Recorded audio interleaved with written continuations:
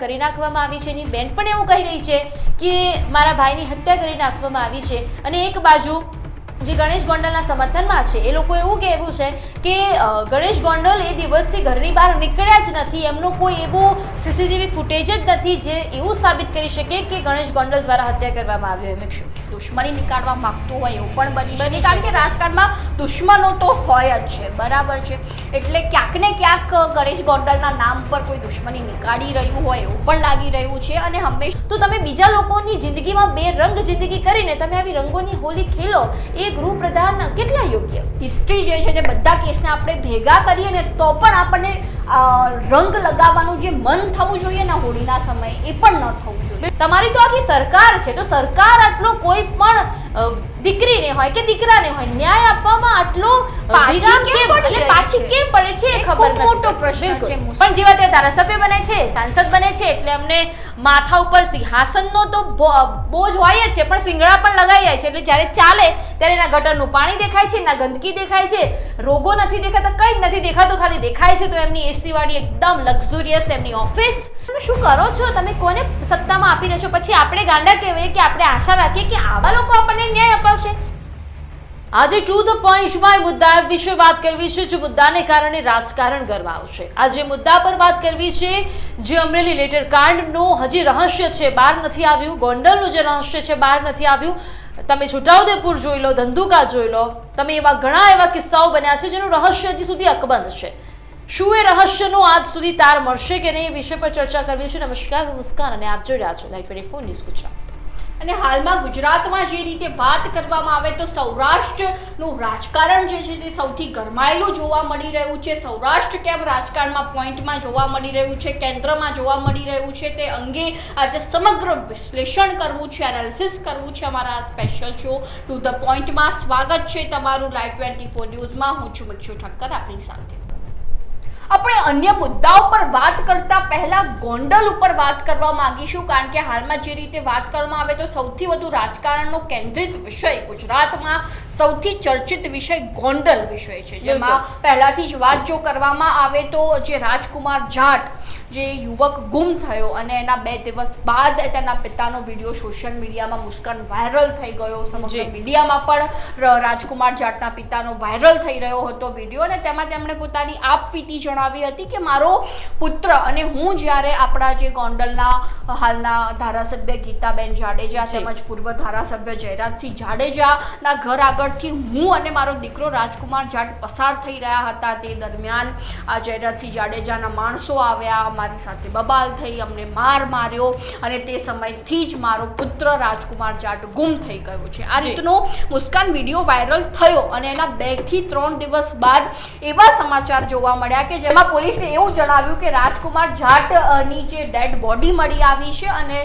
ત્યારબાદ તેની ઓળખ પણ કરવામાં આવી હતી. અને તે વચ્ચે સૌથી મોટો ટ્વિસ્ટ એ આવ્યો કે 2 દિવસથી ગુમ થયેલો આજે રાજકુમાર જાટ અને 2 દિવસ બાદ જ્યારે તેની ડેડ બોડી મળે છે ત્યારે પિતાનો આક્રોશ જબરજસ્ત જોવા મળ્યો હતો. તેમણે આરોપ જયરાજસિંહ જાડેજા ઉપર લગાવ્યા હતા કે જયરાજસિંહ જાડેજા દ્વારા જ મારા દીકરાની હત્યા કરવામાં આવી છે. જ્યારે બીજી બાજુ પોલીસ દ્વારા એવું કહેવામાં આવી રહ્યું છે કે આ રાજકુમાર જાટ નું જે છે તે એક્સિડન્ટ થયો છે, અકસ્માતમાં મોત થયું છે. તે વચ્ચે ઘણા મીડિયા રિપોર્ટ્સ એવું કહી રહ્યા છે, પીએમ રિપોર્ટ એવું કહી રહ્યા છે કે તેમને બોડી ઉપર જે છે તે ઘા મારેલા છે. તે રીતના રિપોર્ટ્સ પણ હાલમાં જોવા મળી રહ્યા છે અને અત્યારે અત્યંત અસમંજસની સ્થિતિ જે છે તે મુસ્કાન જોવા મળી રહી છે કે ખરેખર શું આ રાજકુમાર જાટની હત્યા થઈ છે કે શું તેમને મારવામાં આવ્યો છે કે શું, કે પછી તેમનો કોઈ અકસ્માતમાં તેમનું મૃત્યુ થયું છે કે શું. અને તે વચ્ચે તો એવા પણ સમાચાર સામે આવ્યા હતા કે પિતા અને પુત્ર વચ્ચે સતત બબાલ ચાલતી હતી, મનમેળ નહોતા, તેના કારણે ક્યાંક ને ક્યાંક જે છે તે યુવક સ્ટ્રેસમાં રહેતો હતો તેને લઈને. એટલે પિતા ઉપર પણ ઘણા આક્ષેપો થઈ રહ્યા હતા અને દરરોજ આપણે જો મીડિયા રિપોર્ટ્સ પ્રમાણે જોવા જઈએ તો અનેક ખુલાસાઓ થતા હોય છે અને તેવી જ રીતે કન્ફ્યુઝન એટલે અસમંજસની સ્થિતિ પણ વધતી હોય છે. અને તે વચ્ચે જો આપણે વાત કરવામાં આવે તો જાટ સમાજ જે રાજસ્થાનમાં સતત ગુજરાત સરકારના હાય હાયના નારા લગાવી રહ્યું છે અને વિરોધ નોંધાવી રહ્યું છે. જાટ સમાજ કે અમારો જે જાટ સમાજનો યુવક દીકરો રાજકુમાર જાટ જેની હત્યા કરવામાં આવી છે ભાજપના નેતા દ્વારા, તેવા આક્ષેપો પણ રાજસ્થાનમાં એટલે કે આ ગોંડલના જે આ ઘટનાના પડઘા રાજસ્થાનમાં પણ પડ્યા છે. એટલે કે ક્યાંક ને ક્યાંક રાજકારણમાં પણ જે કહી શકાય કે અસમંજસની સ્થિતિ જોવા મળી રહી છે. રાજકારણ પણ ગરમાયું છે. તો હવે તે વચ્ચે પ્રશ્ન એ છે કે શું ખરેખર રાજકુમાર જાટની હત્યા થઈ છે કે પછી તેનો એક્સિડન્ટ કરવામાં આવ્યો છે કે આ અન્ય કોઈ ગણેશ ગોંડલના નામ ઉપર કોઈ અન્ય વ્યક્તિ મુસ્કાન જે છે તે ષડયંત્ર રચી રહ્યું છે. એવા ઘણા એંગલ આપણે જોવા જઈએ તો નીકળી રહ્યા છે. એટલે કે અહીંયા પોલિટિકલ અને ક્રાઇમ આ બંને એંગલ જે છે તે એકબીજા સાથે જોડાયેલા જોવા મળી રહ્યા છે. અને બીજી રીતે વાત કરવામાં આવે તો રાજકુમાર જાટનો પરિવાર જે હાલમાં અત્યંત દુઃખમય જોવા મળી રહ્યો છે. કારણ કે જેને એકનો એક દીકરો ગુમાવ્યો હોય, જે દીકરો યુપીએસસીની તૈયારી કરતો હોય, ભલે તેની હત્યા થઈ, તેનો એક્સિડન્ટ થયો, પરંતુ આપણે જો પરિવારની વાત કરીએ તો તે અત્યંત હાલમાં દુઃખમય જોવા મળી રહ્યો છે. પોતાની વ્યથા વ્યક્ત કરી રહ્યો છે અને તેના પરિવાર વિશે તો કોઈ વાત જ નથી. બિલકુલ. તો જે પ્રમાણે મિક્ષુ જણાવી રહ્યા છે એ પ્રમાણે અમે એસપીની બાઇટ સાંભળી છે, એસીપીની બાઇટ સાંભળી છે. એ બંનેની બાઇટ કંઈક અલગ કહી રહી છે. આ કિસ્સો કંઈક અલગ છે. ઘટના કદાચ ફેરવવામાં આવતી હોય એવું લાગી રહ્યું છે. ખરેખર ગણેશ ગોંડલ દ્વારા તેનું મોત કરવામાં આવ્યું છે, તેની હત્યા કરવામાં આવી છે. એક તરફ જોઈએ તો ગણેશ ગોંડલની આગળની હિસ્ટ્રી જોઈએ તો કદાચ એક સાઈડ લાગી શકે કે હા એના દ્વારા હત્યા કરવામાં આવી હોય, પરંતુ જે પ્રમાણે સીસીટીવી બહાર આવી રહ્યા છે એ પ્રમાણે એવું પણ લાગી રહ્યું છે કે ખરેખર તેના દ્વારા કોઈ હત્યા કરવામાં આવી નથી. કારણ કે એવા કોઈ ઠોસ ફૂટેજ સામે આવ્યા નથી, એવા પુરાવા નથી આવ્યા સામે. હાલાકી એમનું એવું કહેવું છે, એસપીનું એવું કહેવું છે કે રાજકુમાર જાટ છે સામેથી એમના ઘરની અંદર આવે છે, ત્યાં એમને સમજાવવાની કોશિશ કરવામાં આવે છે, ત્યાં બોલાચાલી થાય છે, તેને બહાર કાઢવામાં આવે છે રાજકુમાર જાટને, અને પછી એવું સામે આવે છે. અને પોલીસ હજી સુધી કોઈ પણ એવા પુરાવા બહાર નથી લાવી જેથી કરીને આપણે ગણેશ ગોંડલને એક હત્યારો સાબિત કરી શકીએ, હત્યારો કહી શકીએ. ના કે પછી એવા કોઈ પુરાવા છે કે જે એક્સિડન્ટ થયું છે જ્યાં એવું સાબિત થાય કે ખરેખર તેની એક્સિડન્ટ હિટ એન્ડ રનની ઘટના બની છે, એવું પણ કઈ જાતના પુરાવા સામે નથી આવતા. જે રીતે જો આપણે મુસ્કાન બાઇટ જોઈએ પોલીસની તો તે પણ ક્યાંક ને ક્યાંક કન્ફ્યુઝ દેખાઈ રહી છે કે ભાઈ આ ઘટના છે શું. મને તો આખું આ ઘટના એ કન્ફ્યુઝન જ છે. ખરેખર હું એક પાસેથી વિચારવા જાઉં તો અત્યારે કંઈક અલગ સમજમાં આવે છે ને 10 મિનિટ પછી કંઈક આ કિસ્સામાં નવું વળાંક આવી જાય છે કે ખરેખર દિવ્ય ભાસ્કર એક કહેવાય એમિનેન્ટ અખબાર છે, એમાં પણ એવું કહેવામાં આવ્યું છે, એમને પણ એવો દાવો કર્યો છે કે રાજકુમાર જાટના પોસ્ટમોર્ટમ રિપોર્ટને લઈને દિવ્ય ભાસ્કરનો સૌથી મોટો એવો દાવો છે કે રાજકુમાર જાટની નાની મોટી 48 જેટલી ઈજાઓ થઈ છે તેવું દિવ્ય ભાસ્કરે કહ્યું છે. પગના ફ્રેક્ચર અને સાથળનું હાડકું બહાર નીકળ્યા હોવાનો અહેવાલ પણ તેમના દ્વારા પ્રસિદ્ધ કરવામાં આવ્યો છે. કમર, પગ અને માથાના ભાગે પણ ગંભીર ઈજાઓ પહોંચી છે તેવું દિવ્ય ભાસ્કરના એક અહેવાલમાં લખેલું છે. હવે તમે વિચારો આમાં સત્યતા શું?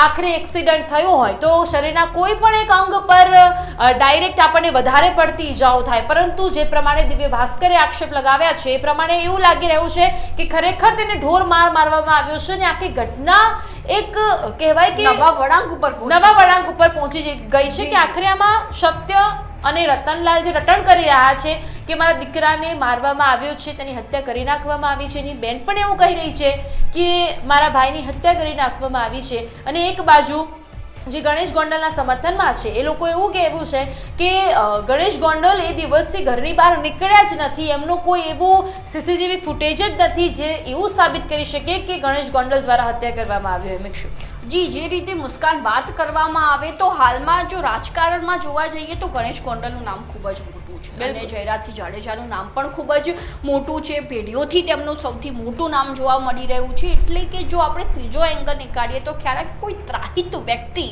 જે ગણેશ ગોંડલના નામ ઉપર લડી રહ્યો હોય એવું ક્યાંક દેખાઈ રહ્યું છે કે ભાઈ ક્યાંક કોઈ દુશ્મની હોય. કદાચ એવું બની શકે કે આગળ જે કિસ્સો બન્યો હતો જેના કારણે તેને સજા પણ થઈ હતી, ગણેશ ગોંડલને સજા થઈ હતી. હા, મારું એવું કહેવું છે કે જો આમાં પણ ગણેશ ગોંડલનો હાથ હોય તો તેને કાનૂની રીતે જે સજા થવી જોઈતી હતી એ થવી જોઈએ, પરંતુ હાથ નથી તો એમને સજા થવી અને જેટલા પણ આરોપો ખોટા લાગી રહ્યા છે. ખોટા આરોપો છે એ નાબૂદ પણ કરવા જોઈએ. અને કદાચ જે પ્રમાણે આપણે ત્રીજું એંગલ વિચારીએ કે અગાઉ તેમના દ્વારા એક એમની આવી ક્રાઇમ હિસ્ટ્રી રહી ચૂકી છે અને અનેક ક્રાઇમ હિસ્ટ્રી છે બિલકુલ. મુસ્કાન જે રીતે જોવામાં આવે તો જૂનાગઢમાં જે રાજુ સોલંકી ઉપર તેમના અપહરણનો કેસ ચાલ્યો હતો જી. અને તેમને જેલમાં પણ મૂકવામાં આવ્યા હતા. જો કે તેઓ બાદ જામીન પર છૂટી પણ ગયા હતા, પરંતુ ક્યાંક ને ક્યાંક એ કિસ્સા સાથે મનમેળ બેસતો પણ હોઈ શકે કે કોઈ ગણેશ ગોંડલના નામની દુશ્મની નીકાળવા માંગતું હોય એવું પણ બની શકે, કારણ કે રાજકારણમાં દુશ્મનો તો હોય જ છે, બરાબર છે.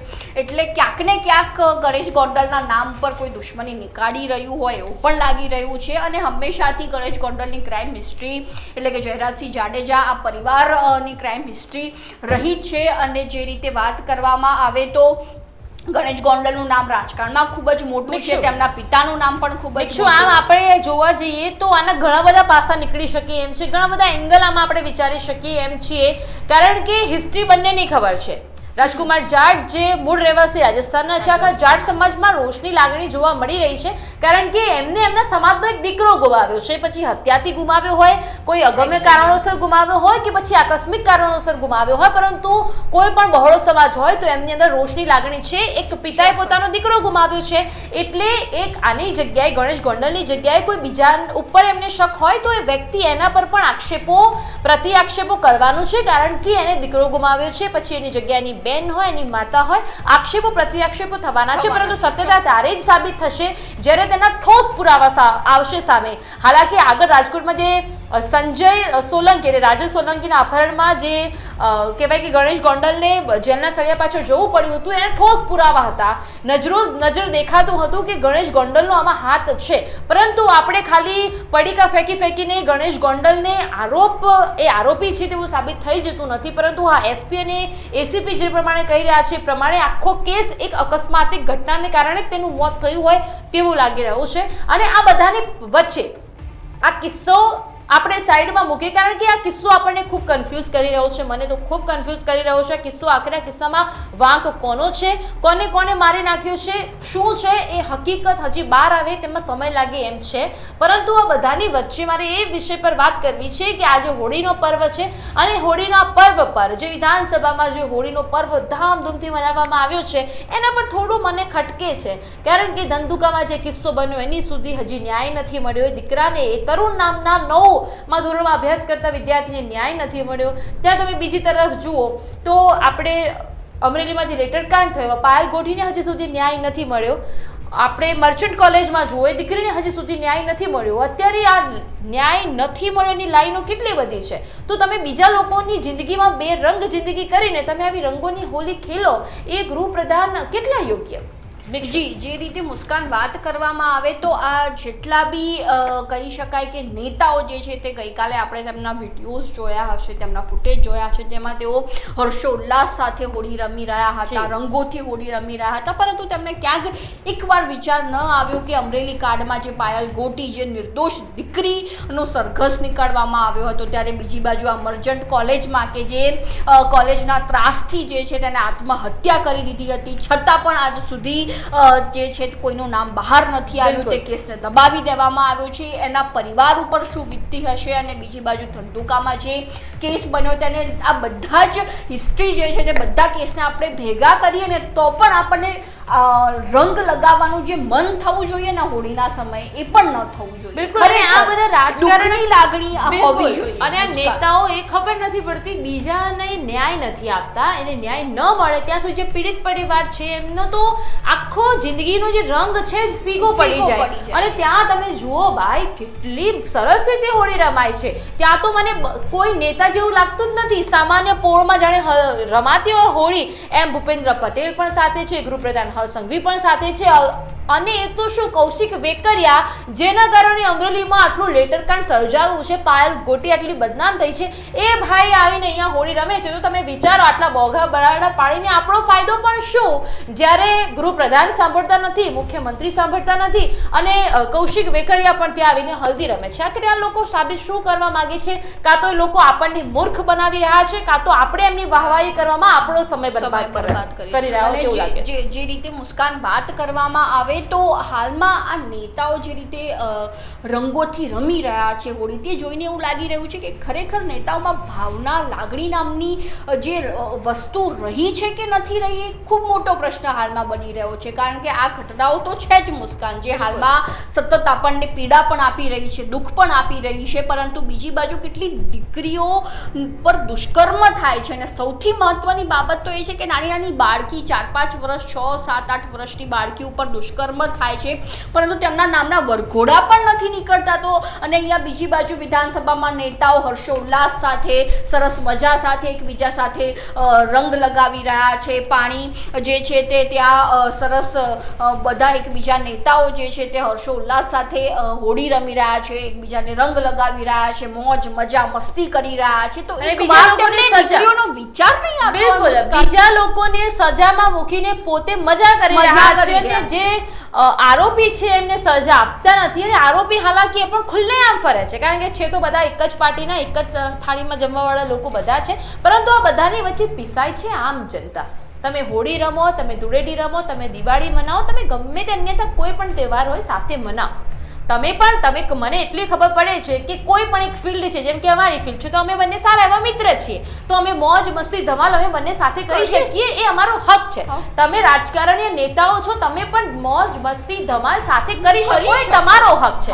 પરંતુ અમે ન્યાય અપાવવા માટે અહીંયા બેઠા છીએ, અમે સમાચાર આપીએ છીએ કે પબ્લિકને ખબર પડે કે આખરે શું થઈ રહ્યું છે. તો તમારી પણ જવાબદારી છે, તમે નેતાઓ છો, તમે રમો, મોજ મસ્તી ધમાલ કરો, એકબીજાના ઘરે જઈને ચા પીવો, એનાથી અમને ફરક નથી પડતો, પણ જે પીડિત પરિવાર છે એમને આખરે ન્યાય તો આપો.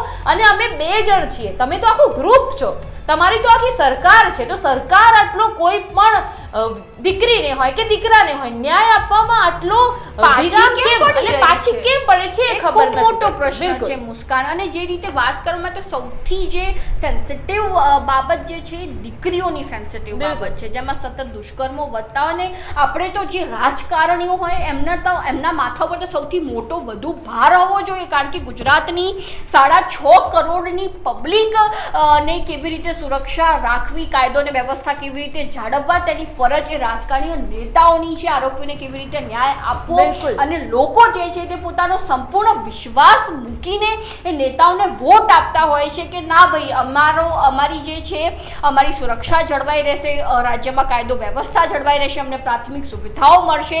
અને જ્યારે બીજી બાજુ અહીંયા પ્રજા જે છે તે બિચારી દુઃખમાં ડૂબેલી જોવા મળી રહી છે, ક્યાંક મોંઘવારી વધેલી છે, કોઈ દીકરી સાથે દુષ્કર્મ થયું છે, કોઈ જે છે તેની પાસે અન્ય કોઈ દુર્ઘટનાઓ ઘટી છે, અકસ્માત સર્જાયા છે, અહીંયા બીજી બાજુ નેતાઓ છે શાંતિથી હોળી રમી રહ્યા છે. જે પ્રમાણે મિક્ષુ જણાવી રહ્યા છે કે ભાઈ જે તે જિલ્લાના ધારાસભ્ય છે, જે તે જિલ્લાના લોકસભા સાંસદ છે કે રાજ્યસભા સાંસદ છે, જે પ્રમાણે મિક્ષુ કહી રહ્યા છે કે જવાબદારી વધી જાય છે, પરંતુ એ બધા નેતાઓ બની જાય એટલે પછી એમને માથા ઉપર સિંગડા આવી જાય છે. આમ જનતા રહેતા નથી, આમ જનતાને ખબર નથી પડતી કે ખરેખર જ્યારે એ આમ જનતા હતા ત્યારે એ પણ એમની વિસ્તારની ઉભરાઈ ગયેલી ગટરથી એ પણ હેરાન હતા. જ્યારે આમ જનતા હોય છે ત્યારે એમને ખબર પડે છે કે અમારા જે વિસ્તાર છે એમાં ઉભરાયેલી ગટરની દુર્ગંધથી તેમને માથું પકડાઈ જાય છે, પણ જેવા તે ધારાસભ્ય બને છે, સાંસદ બને છે, એટલે એમને માથા ઉપર સિંહાસનનો તો બોજ હોય જ છે, પણ સિંગડા પણ લગાઈ જાય છે. એટલે જ્યારે ચાલે ત્યારે એના ગટરનું પાણી દેખાય છે, ના ગંદકી દેખાય છે, રોગો નથી દેખાતા, કંઈ જ નથી દેખાતું, ખાલી દેખાય છે તો એમની એસી વાળી એકદમ લક્ઝુરિયસ એમની ઓફિસ, એમના જે મત વિસ્તારના જે લોકો છે જેમને મત આપીને તેમને મોટા મોટા કર્યા છે, એમની વાહવાઈ કરવાનું બસ આટલું જ દેખાય છે, બીજું કાંઈ રાજકારણને દેખાતું નથી. પછી કોઈનો છોકરો મરવો હોય તોય મરે, કોઈની છોકરી ઉપર દુષ્કર્મ થવું હોય તોય થાય, એક ઉપર થવું છે કાલ બીજા ઉપર થશે તોય એમને ફરક નથી પડતો, પણ હા એમના દીકરાઓ સાથે કઈ થવું ન જોઈએ. જો બાકી થઈ જાય. મોટો મહત્વનો મુદ્દો મુસ્કાન તમે ઉઠાવ્યો છે, અને એમાં મને એક ઘટના એવી યાદ આવે છે કે આપણા જે રાજ્ય મંત્રી છે તેમના દીકરાઓનો એક વિડીયો સોશિયલ મીડિયામાં વાયરલ થયો હતો, જેમાં એમના બંને દીકરા જે છે તે ઢોર માર મારી રહ્યા હતા એક યુવકને, અને છતાં પણ પોલીસ જે છે તે કેસ લેવામાં એકદમ ઢીલી જોવા મળી રહી હતી, સમયસર તેમને કેસ ના લીધો, અને આ કેસને અત્યારે હાલમાં દબાવી દેવામાં આવ્યો છે. જ્યારે બીજી બાજુ કોઈ વ્યક્તિ નાની મોટી ચોરી થાય છે શેરીમાં, સોસાયટીમાં, તો એના મોટા મોટા વરઘોડા નીકળે છે મુસ્કાન, અને જ્યારે બીજી બાજુ અહીંયા નેતા પુત્રો સરેઆમ લોકોને મારતા હોય છે, ગાળો ભાણતા હોય છે, ત્યારે એમના ઉપર ક્યારેય કોઈ કેસ થતા જ નથી. આ સ્પષ્ટ વાત છે. અને મને સૌથી વધુ એ અમરેલી કાંડનો દુઃખ થાય છે કૌશિક વેકરિયા, જેમના કારણે આ સૌથી મોટો કાંડ રચાઈને શાંતિથી અહીંયા વિધાનસભામાં બધા નેતાઓ સાથે જે છે તે હોળી રમી રહ્યા છે, રંગ ઉડાડી રહ્યા છે, રંગ લગાવી રહ્યા છે. અને બીજી બાજુ વાત કરવામાં આવે તો નિલિપ્ત રાયને જે છે તે અમરેલી કાંડની તપાસ સોંપી હતી, છતાં પણ એનો કોઈ પરિણામ અત્યાર સુધી નથી મળ્યું મુસ્કાન. અને અહીંયા બીજી બાજુ કૌશિક વેકરિયા જે ભાજપના રાજમાં સરસ હોળી રમી રહ્યા છે. અને ક્યાંક તેમને પણ એવું હશે કે ભાઈ હું તો ભાજપનો ધારાસભ્ય કહું, મારા ઉપર તો હું ગમે તેટલા કાંડ કરું, મારા ઉપર તો કોઈ કાર્યવાહી નથી જ થવાની. એ ક્યાંક ને ક્યાંક એ વિચારસરણીની સાથે જ તેઓ આવી રીતે હર્ષોલ્લાસ સાથે હોળી રમી રહ્યા હોય તેવું લાગી રહ્યું છે. બિલકુલ, મને તો એ પણ નથી સમજાતું કે ચલો ભાજપમાં સારા નેતાઓ છે, એવું નથી કે ભાજપના દરેક નેતા ભ્રષ્ટ છે. ભાજપના દરેક અમુક નેતાઓ જે છે તેની બહુ સરાહનીય કામગીરી છે અને એમની ખરેખર એમની કામગીરી બહુ પ્રસન્નીય કામગીરી છે. પરંતુ તમે એવા કહેવાય કે ડોબા લોકો તો તમારી આખી પાર્ટીમાં ના ભરશો. હમણાં ધોરાજીના એક જે પ્રમુખ બને એમનો વિડીયો વાયરલ થયો અને વિડીયોમાં જ્યારે બાઇટ આપે છે ત્યારે એવું કહે છે કે આપણા મુખ્યમંત્રી નરેન્દ્ર મોદી નગરપાલિકાના પ્રમુખ, નગરપાલિકાના ચૂંટાયેલા, હમણાં નવનિયુક્ત ચૂંટાયેલા, અને એવું કહે છે કે આપણા મુખ્યમંત્રી નરેન્દ્રભાઈ મોદી. અને તમે શું કરો છો? તમે કોને સત્તામાં આપી રહ્યો છો? પછી આપણે ગાંડા કહેવાય કે આપણે આશા રાખીએ કે આવા લોકો આપણને ન્યાય અપાવશે?